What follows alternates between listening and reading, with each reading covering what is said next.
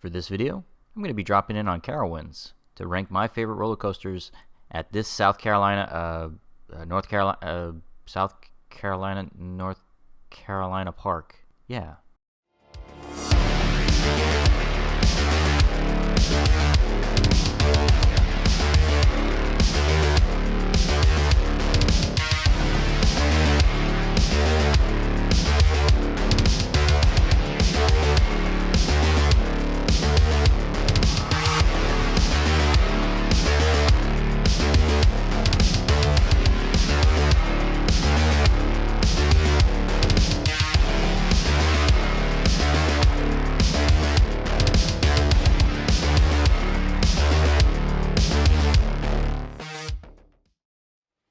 Carowinds theme park is an interesting place.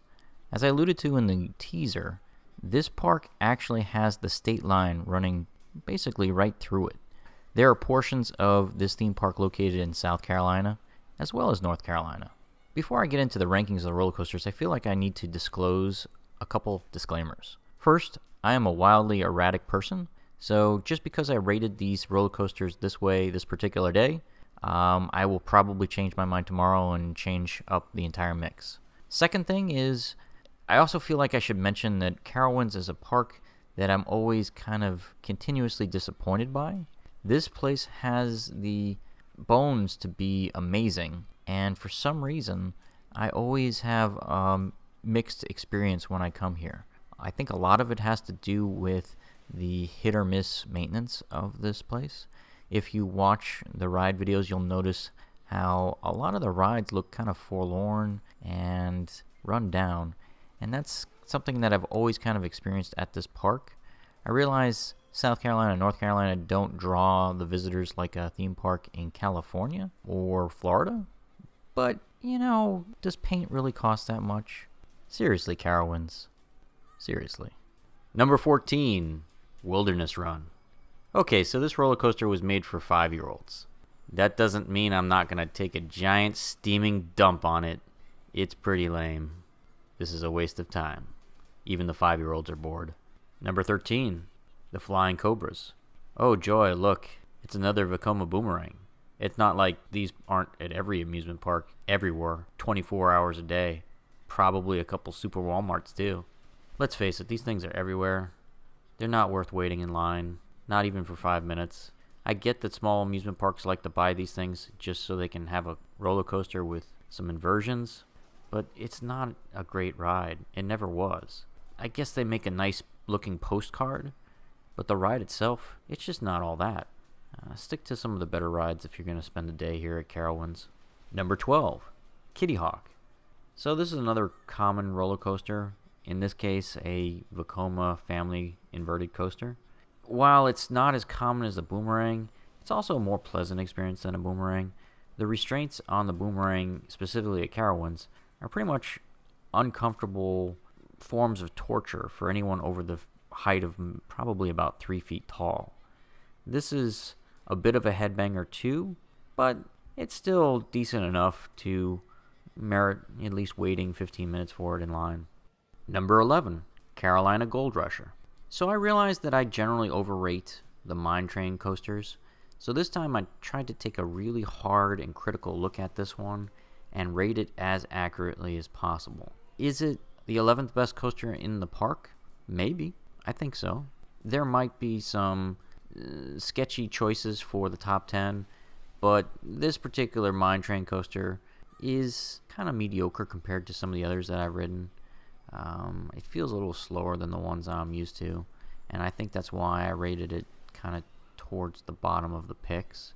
It's still a great little family coaster, and it's appropriate for all ages. It's not too intense for even the little kids. So I definitely would still recommend riding this if you have the time, but I guess your focus should be getting on the top 10 rides over this one.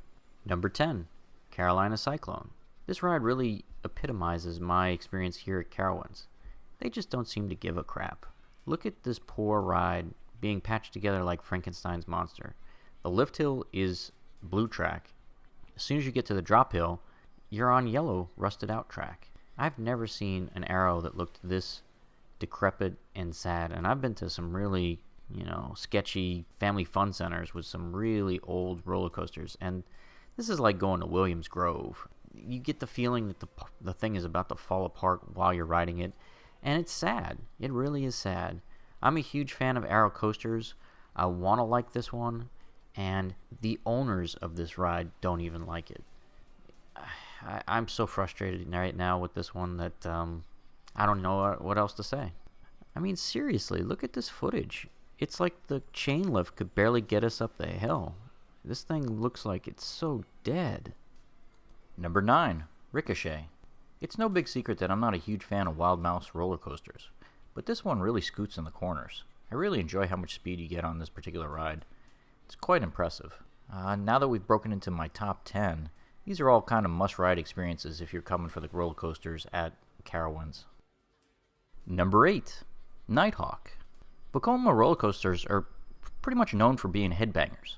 Having funky track layouts that kind of rattle you around on the SLC tracks, and you kind of bobble your head around inside those restraints, banging your head against the sides and bruising your neck. Well, Vekoma decided to take that to the next level with Nighthawk.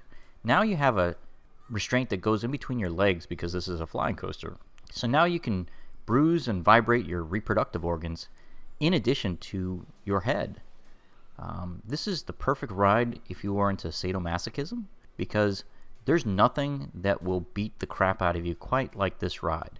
So for anybody who, say, can't get a good appointment with your dominatrix for the night, then this is a great alternative to that. And you just want to get beaten up all day, then ride this thing like 10 times in a row. It will be the closest experience to getting beaten with a whip. That's why I call the Nighthawk affectionately the double-ended headbanger. Number 7, Vortex.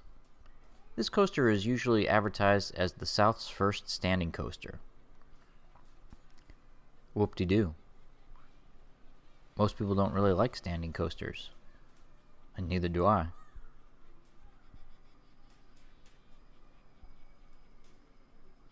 And that pretty much sums it up. Number 6, the Woodstock Express. So the Philadelphia Toboggan Company is known for making a lot of classic wooden roller coasters, but they were very rarely used to create kiddie coasters like this one. So it's kind of a unique experience. And for a small footprint ride, this thing really does pack a lot of punch. There's a lot of great little bunny hops with airtime. It definitely has a lot of great thrills for the smaller crowd. This was specifically built for little kids, and it works well. It's big enough to give them the impression of riding an adult coaster, yet small enough not to intimidate them from getting on the ride. It's got a great balance. It's a fun little family coaster, and definitely worth the wait. Number 5, Afterburn. Okay, so it's great to finally break into the top 5 coasters at Carowinds. You'll notice that a lot of the steel coasters at Carowinds were built by Vekoma, and to put it nicely, they're not very good. Finally, we're getting to one of the B&M coasters built at the park, and this thing is awesome. It's got lots of great inversions. The first lift and drop is about 113 feet off the ground. It doesn't sound like much, but it is smooth and fun. This thing has made it onto the top 50 roller coaster awards, 11 golden tickets since it was built in 1999. It's an amazing coaster, one of the best at the park. You definitely need to get a ride on this, maybe even 2. Number 4, Hurler. This is Carowinds' flagship wooden roller coaster. It's not too big, not too small. The first drop is about 80 feet, and it hits a top speed of 50 miles an hour. So the age of the ride definitely is tied to the name of the ride. The name comes from the movie Wayne's World, which also was released in the mid-90s. So this thing is now pushing 30 years old, but it's still a great little ride. I definitely would highly recommend it if you're looking for that retro 90s experience. What was neat about it is when they opened the identical ride at King's Dominion, they actually had some of the stars of the original Wayne's World movie cut the ribbon. It's kind of got that goofy heritage to it. It's just a great old-fashioned retro-style ride.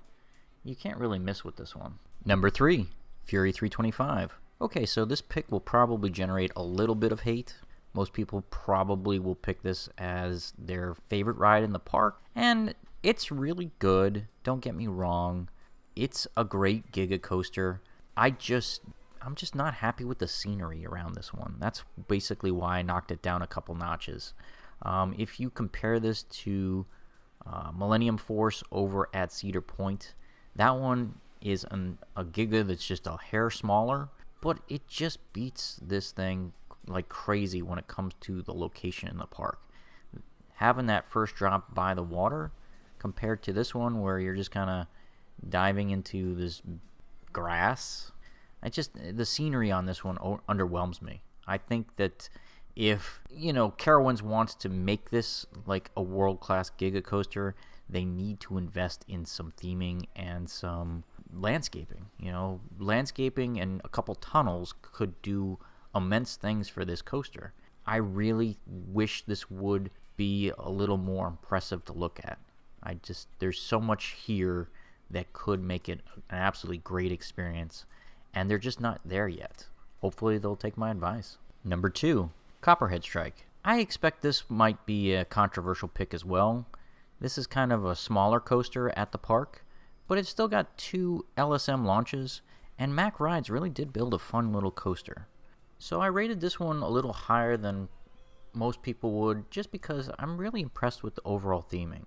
The launch in the Granny building at the beginning is just pretty cool, and not something you would expect in a park like Carowinds.